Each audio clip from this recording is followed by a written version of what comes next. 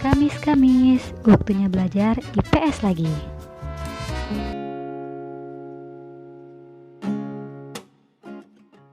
Selamat datang kembali bersama dengan Bu Dewi.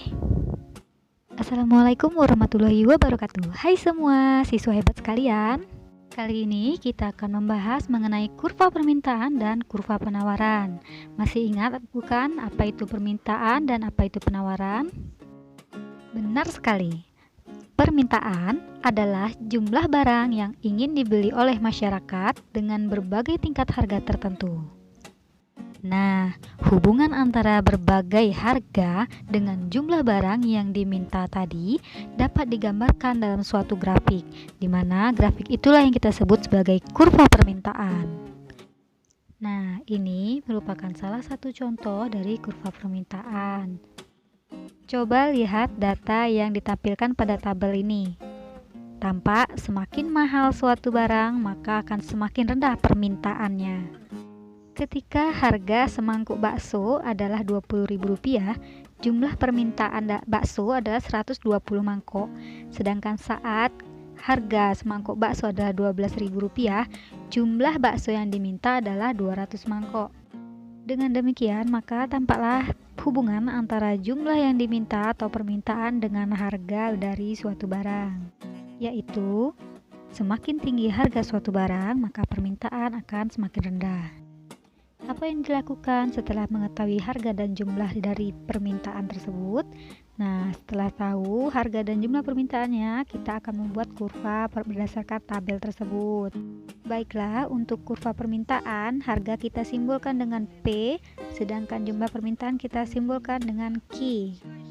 Dengan cara kita hubungkan antara harga dengan jumlah permintaan pada setiap titik, sehingga kita dapatkan bahwa kurva permintaan akan selalu bergerak dari kiri atas ke kanan bawah.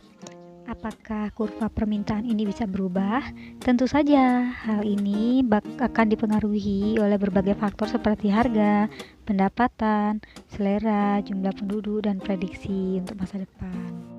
Dengan catatan, kurva permintaan akan selalu bergerak dari kiri atas ke kanan bawah. Nah, bagaimana dengan penawaran? Nah, penawaran ini adalah kebalikan dari permintaan.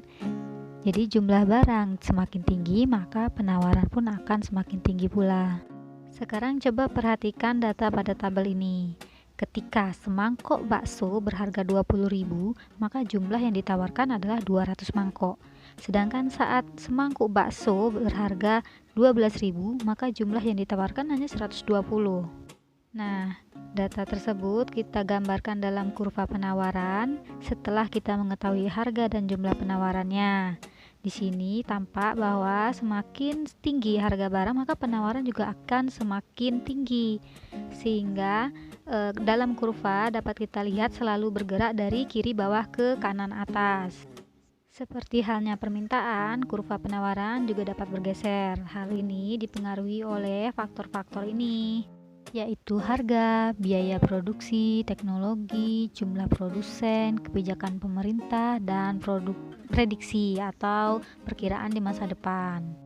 Jadi ingat, perbedaan antara kurva permintaan dan kurva penawaran.